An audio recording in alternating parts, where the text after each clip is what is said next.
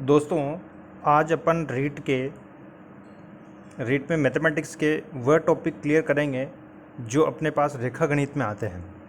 रेखा गणित में अपने पास जो सिलेबस की अगर अपन बात करें तो उसमें रेखा, कोण आता है। फिर बहुभुज की बात अपन करें तो त्रिभुज होता है, चतुर्भुज होता है, आयत होता है और वर्ग होता है। और अगर वर्त की अपन बात करें या वर्तखंड की बात करें तो उसमें वर्त आएगा और वर्तखंड आता है। ठीक है, तो अब अपन दोस्तों क्या करते हैं, इसमें से एक एक को पढ़ेंगे। पहले रेखा को पढ़ेंगे, फिर कोण पढ़ेंगे, फिर अपन बहुभुज में बात करेंगे। तो बहुभुज में अपने पास एक तो त्रिभुज होता है, फिर अपने पास चतुर्भुज होता है, फिर अपने पास आयत होता है, आयत के बाद में वर्ग, फिर उसके बाद में अपन क्या करेंगे, वर्त को पढ़ेंगे। फर्स्ट अपन देखते हैं कि भी रेखा क्या होती है।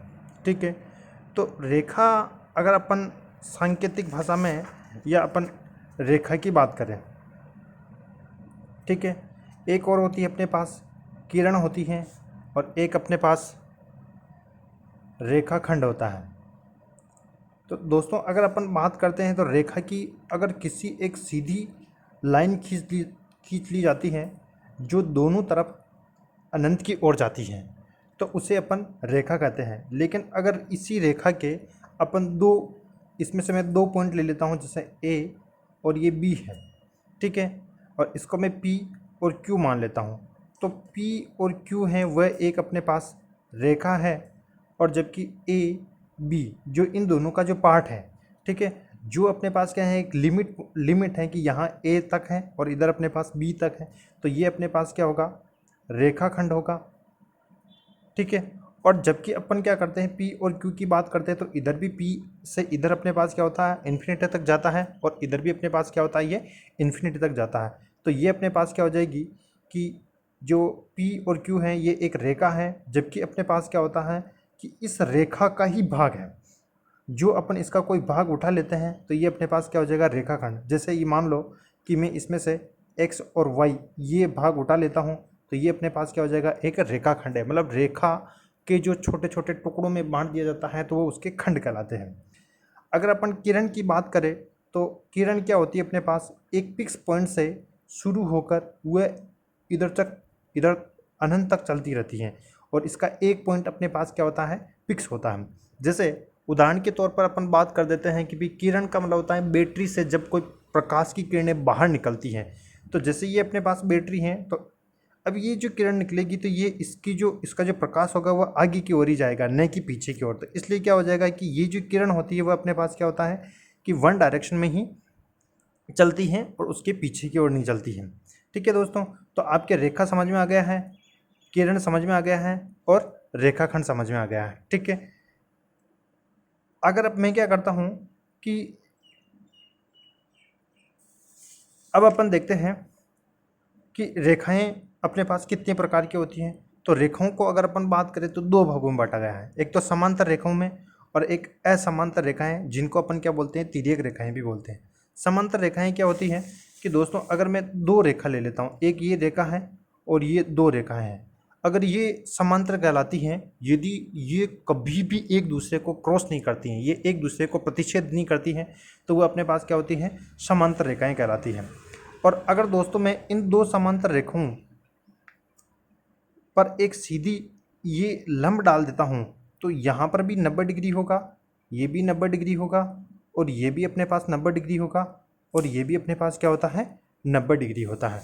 तो यहाँ से अपन देख लेते हैं कि ए और बी अपने पास क्या है, ए बी और सी डी अपने पास 2 रेखाएं हैं और ये समांतर कहलाती हैं। और ये ध्यान रखना, इनको 0 डिग्री रेखा भी कहते हैं, क्योंकि ये दोनों 0 डिग्री मतलब एक समांतर है, तो इन दोनों की जो बीच के अगर कोण की बात करेंगे तो वो 0 डिग्री होता है, और इनको अप्रतिच्छेदी रेखाएं भी कहते हैं और समांतर रेखाएं।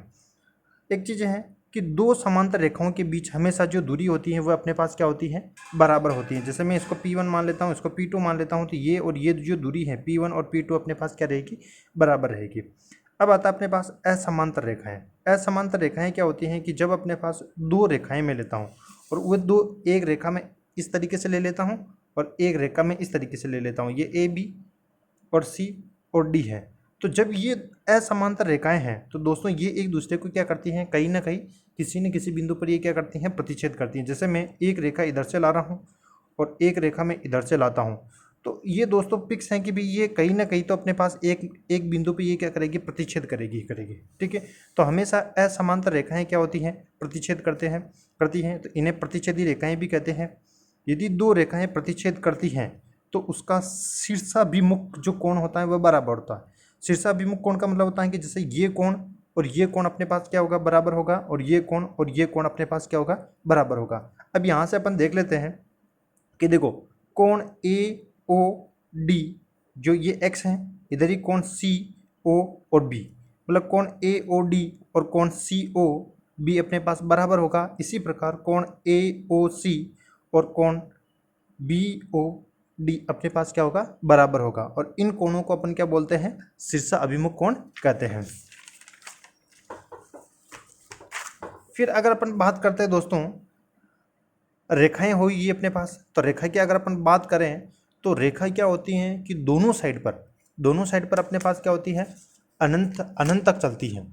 ठीक है, अब अपन कोण की बात करें तो अपने पास कोण क्या होता है कि अगर दो रेखाएं अपने पास, ठीक है, दो रेखाएं, अब मान लेते हैं कि जैसे ये ए और बी कोई रेखा है और सी डी रेखा अगर इसको प्रतिच्छेद करती है, तो अब क्या होता है कि अगर कोई दूसरी रेखा ए बी के साथ जितने कोण पर झुकी हुई होती है उसे अपन, या जितनी वो झुकी हुई होती हैं, जैसे ये है तो ये अपने पास इधर झुक रही है।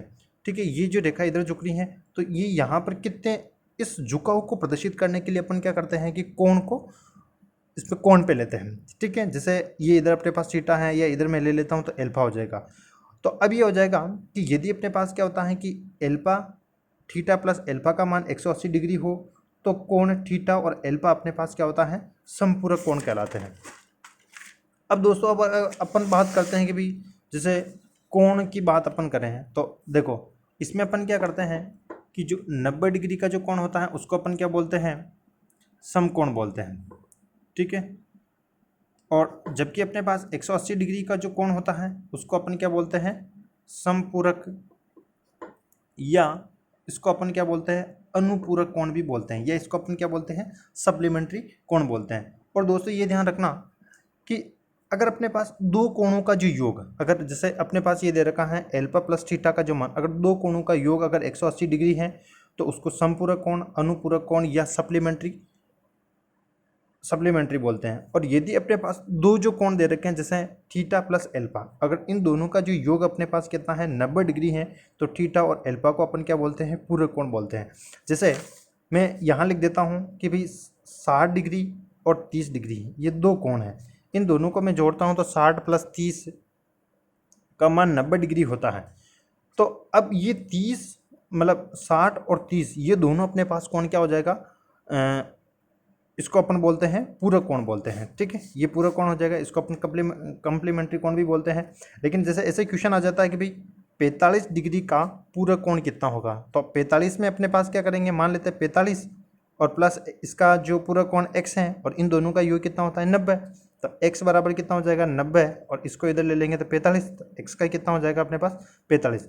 तो दोस्तों ये हो जाएगा कि ऐसे पूछ सकता है कि वह कौन सा कोण है जिसका पूरक कोण भी वही होता है, तो 45 डिग्री का पूरक कोण भी अपने पास क्या होता है, 45। अब आपको पूछ लेता है कि भाई 15 डिग्री का पूरक कोण कितना होगा अपने पास, तो 15 अपन जानते हैं कि भाई पूरक कोण कितना होता है, पूरक कोण का मतलब होता है कि अगर दो कोण एल्फा और थीटा है और उनका योग कितना होना चाहिए अपने पास, 90 डिग्री होना चाहिए।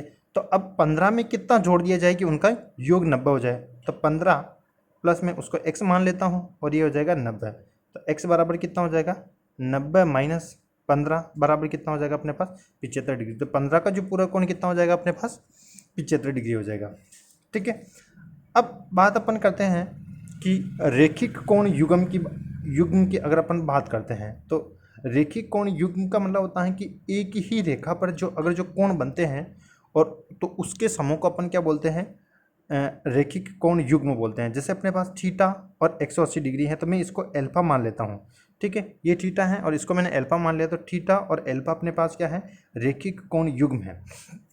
जैसे मैं दो रेखाएं यहाँ ले लेता हूँ, एक तो ए और बी है, सी और अपने पास क्या है, डी है। तो यहाँ से अगर मैं बात करता हूँ तो इस रेखा पर जो कोण बन रहे हैं एक तो एल्फा है और एक बीटा है, तो एल्फा और बीटा अपने पास क्या हो जाएगा, युग्म कोण हो जाएगा। इसी प्रकार इस रेखा की मैं बात करता हूँ तो इसमें अल्फा भी आएगा और साथ में अपने पास थीटा भी है, तो ये अल्फा और थीटा क्या हो जाएगा, युग्म कोण हो जाएगा। इसी प्रकार अगर मैं इसकी बात करता हूँ वापस, बीटा और गामा है, तो ये अपने पास बीटा और गामा क्या हो जाएगा, युग्म कोण हो जाएगा। इसी प्रकार थीटा और गामा अपने पास क्या हो जाएगा, युग्म कोण हो जाएगा। अब दोस्तों ये ध्यान रखना कि ये दोनों जो तिर्यक रेखाएं भी हैं, तो तिर्यक रेखाएं होती हैं तो अपन जानते हैं कि ये जो बिंदु होता है इसका शीर्ष, ये इसका शीर्ष होता है, मतलब प्रतिच्छेदन बिंदु होता है। और प्रतिच्छेदन बिंदु पे जो आमने सामने जो बने जो कोण होते हैं उसको शीर्षाभिमुख कोण बोलते हैं। तो अब अपन बात करते हैं कि ये कोण बराबर होगा, ये कोण बराबर होगा, तो इस बीटा का मान किसके बराबर हो जाएगा, थीटा के बराबर हो जाएगा, और अल्फा का मान किसके बराबर हो जाएगा, अपने पास गामा के बराबर हो जाएगा। अब देखो दोस्तों, अगर अपन बात करते हैं कोणों के मापन के, तो कोणों के मापन की दो पद्धतियां होती है अपने पास। तो एक तो होता है अंश मापन, जिसको बोलते हैं साष्टिक पद्धति, और एक होता है रेडियन मापन, जो एक वृत्तीय पद्धति होती है। साष्टिक पद्धति में अपन क्या करते हैं, कोण को डिग्री में मापते हैं, ठीक है। ये जो इकाई होती है डिग्री, और इसका नोटेशन मान लेते हैं कि x degree, y degree, 2 degree, 4 degree, 5 degree, इस तरीके से हो जाएगा, ठीक है। और रेडियन में क्या होता है, इसका मात्रक रेडियन होता है, और इसको अपन क्या बोलते हैं, जो भी मान है उसको पीछे रेडियन लगा देते हैं, जैसे 2 रेडियन, 3 रेडियन, 4 रेडियन, 5 रेडियन। अब ये ध्यान रखना है कि रेडियन में और इन दोनों में जो रिलेशन होता है, पाई रेडियन बराबर कितना होता है, 180 डिग्री होता है। अब आपको एक रेडियन का मान निकालना है, तो इस पाई को मैं क्या कर देता हूँ, इसके नीचे ले लूँगा, तो 180 डिग्री बट्टा पाई हो जाएगा। और अगर 1 डिग्री का मान निकालना है तो मैं क्या करूँगा, यहाँ से जो 180 को इधर ले लूँगा, तो ये हो जाएगा अपने पास पाई बटा 180 रेडियन हो जाएगा, ठीक है।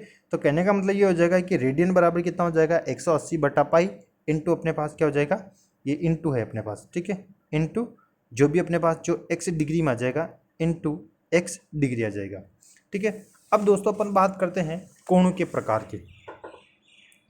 कोणों के प्रकार की अपन बात करते हैं, तो अगर अपने पास कोण है वह 0 डिग्री से तो बड़ा है, लेकिन 90 डिग्री से अपने पास छोटा है, तो वो अपने पास क्या हो जाएगा, न्यून कोण कहलाएगा। कहने का मतलब जैसे 4 डिग्री, 5 डिग्री, 6 डिग्री, मतलब 0 से तो बड़ा होना चाहिए, और 90 से जितने भी छोटे जो कोण है वो अपने पास क्या हो जाएगा, न्यून कोण कहलाते हैं। समकोण का मतलब ये हो ही गया अपने पास कि जो कोण 90 डिग्री है वो समकोण होता है। एक होता है अधिक कोण का मतलब होता है दोस्तों कि जो 90 से तो बड़ा है लेकिन 180 से अपने पास क्या होता है, छोटा है, तो वो अपने पास क्या हो जाएगा, अधिक कोण आ जाएगा। वही अगर सरल कोण या रिजु कोण, रिजु का मतलब होता है एक सीधी रेखा, ठीक है। तो अगर एक सीधी रेखा पर जो कोण बनेगा उसको अपन क्या बोलते हैं, 180 डिग्री होता है। और एक और होता है वृत्त कोण। वृत्त कोण का मतलब होता है कि जो थीटा का जो मान होगा वह 180 से तो बड़ा होगा, लेकिन 360 से अपने पास क्या होगा, छोटा होगा। जैसे कहने का मतलब 200 डिग्री है, 210 है, 215, 240, ये अपने पास है, तो वह वृत्त कोण में आ जाएंगे। अब देखो, अपन जब दो रेखाएं हैं, दो समांतर रेखाएं हैं, दो समांतर रेखाओं को अगर मैं किसी तीसरी रेखा से अगर मैं काट देता हूँ इस तरीके से, तो उस पर जो बढ़ने वाले जो कोण होंगे वह कौन से होंगे। तो मान लेते हैं कि दो समांतर रेखाएं एक दूसरे, जो एक तिर्यक रेखा उससे अगर काटती हैं, ए बी और सी डी अपने पास क्या है, दो समांतर रेखा हैं। इसमें अपने पास पी और क्यू अपने पास कोई एक तिर्यक रेखा है, और ये जो तिर्यक रेखा इसको अगर काटती है, तो देखो यहाँ पर काटती हैं तो यहाँ पर भी कोण बनेगा, यहाँ बनेगा, यहाँ बनेगा, यहाँ बनेगा। तो अब अपन देखते हैं कि भी कोण क्या होंगे। देखो, अब अपन ने पहले देखा था कि अगर ये कोई दो समांतर, ये कोई रेखा है, और इस रेखा को अगर अपन एक और ये रेखा ले लेते हैं और ये रेखा आपस में काटती हैं, तो इस बिंदु को अपन बोलते हैं प्रतिच्छेदन बिंदु, ठीक है। इस बिंदु को अपन क्या बोलेंगे, प्रतिच्छेदन बिंदु। और इस बिंदु इधर जो बनने वाला कोण और इधर बनने वाला कोण, इसको अपन क्या बोलते हैं, इस कोण को और इस कोण को अपन, और इधर कोण, तो इनको बोलते हैं अपन शीर्षाभिमुख कोण। क्या बोलते हैं अपन, शीर्षाभिमुख कोण। और शीर्षाभिमुख कोण मतलब का मतलब हो गया कि आमने सामने के जो कोण होते हैं, जैसे ये कोण को क्या होता है, बराबर होगा, ये कोण अपने पास क्या होगा, बराबर होगा। अब अपन देखते हैं शीर्षाभिमुख कोण की बात अपन करेंगे कि जैसे अपन क्या कर देते हैं, पी क्यू रेखा अपने पास एक तो ए बी रेखा को काटती है और एक सी डी रेखा को काटती है। तो एक तो अपने पास इस बिंदु की बात करेंगे अपन, एक इस बिंदु की बात करेंगे, तो यहाँ पर जो शीर्षाभिमुख कोण बनेगा, तो 1 और 3 अपने पास, क्योंकि आमने सामने कोण बराबर होंगे, तो कोण 1 और कोण 3 अपने पास क्या होंगे, बराबर हो जाएगा। कोण 1 बराबर कोण 3 बराबर है, और कोण 2 और कोण 4, मतलब कोण 2 और कोण 4 अपने पास क्या है, बराबर है। इसी प्रकार अगर अपन क्या करते हैं कि जब ये पी क्यू जो तिर्यक रेखा है वह अपने पास सी डी रेखा को काटती हैं, तो ये इसका प्रतिच्छेदन बिंदु हो जाएगा। यहाँ पर भी क्या हो जाएगा, आमने सामने के कोण बराबर होंगे। कहने का मतलब ये हो जाएगा कि कोण 6 और कोण 8 अपने पास क्या होंगे, कोण 6 कोण 8 बराबर हैं और कोण 5 और कोण 7 अपने पास क्या हो जाएगा, बराबर हो जाएगा। अब दोस्तों अपन बात करते हैं कि भाई संगत कोण क्या होते हैं। ठीक है, कि ये कहते हैं कि भाई संगत कोण भी अपने पास बराबर, संगत का मतलब होता है कि एक जैसे कोण, ठीक है, जिनकी घत अपन को कैसी दिखाई देती है, एक जैसी घत दिखाई देती है। जैसे कहने का मतलब जैसे ये इस तरीके का एंगल बना है तो सेम यहाँ पर भी ये एंगल बना है, तो मतलब कोण 2 और कोण 6 अपने पास क्या है, बराबर है, तो इनको अपन क्या बोलेंगे, संगत कोण। इसी प्रकार जैसे 1 है और 5 है तो 1 और 5 क्या हो जाएगा अपने पास, संगत कोण हो जाएगा। इसी प्रकार ये 3 और नीचे आ रहा है तो ये 7 आ जाएगा, तो 3 और 4 अपने पास क्या है, संगत कोण है। 4 और 8 अपने पास क्या हो जाएगा, संगत कोण हो जाएगा। अब दोस्तों अपन बात करते हैं कि भाई एकांतर कोण की अगर अपन बात करते हैं, ठीक है, एकांतर कोण अपने पास क्या होता है कि एकांतर का मतलब होता है कि अल्टरनेट, कहने का मतलब जैसे मैं यहाँ से चला फिर इधर चला फिर इधर चला, तो ये कोण और ये कोण, ये कोण और ये कोण जो बनेगा ये अपने पास क्या होता है, एकांतर कोण। मतलब पहले यहाँ कोण बना फिर इसके बाद में अपने पास क्या हो रहा है, यहाँ पर कोण बन रहा है। तो कहने का मतलब अगर अपन बात करेंगे तो कोण 5 और कोण अपने पास क्या है, 6, मतलब जेड पर जो बनने वाले एकांतर का मतलब ये हो गया कि अगर अपने पास जो भी जेड पे, इस तरीके के जेड पे या इस तरीके के जेड पे जो भी कोण बनेगा वो अपने पास एकांतर कोण, मतलब जैसे इस जेड पे यहाँ बनने वाला कोण और यहाँ पर बनने वाला कोण अपने पास क्या होगा, बराबर होगा। यहाँ बनने वाला कोण और यहाँ पर बनने वाला कोण अपने पास क्या होगा, जैसे ये मान के चलो ये और ये एक तरीके से अपने पास जेड बन रहा है, ठीक है, तो इसका मतलब ये हो गया कि कोण 3 और कोण 5 अपने पास क्या है, बराबर है।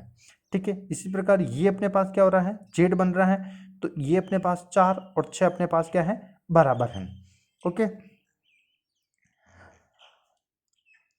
अब ये ध्यान रखना है कि जो अंदर की ओर बन रहे हैं दोस्तों, ये ध्यान रखना है कि जैसे 4 और 6 ये इसके रेखाओं के अंदर की ओर है तो इसको आंतरिक एकांतर कोण बोलते हैं। जबकि देखो ये जेड पे ही बनने वाले कोण, एक तो 1 आ जाएगा और 7 है और 8 और 2 हैं, तो ये बाहर की साइड पर बन रहे हैं तो इसको अपन क्या बोलते हैं, बाह्य एकांतर कोण कहते हैं।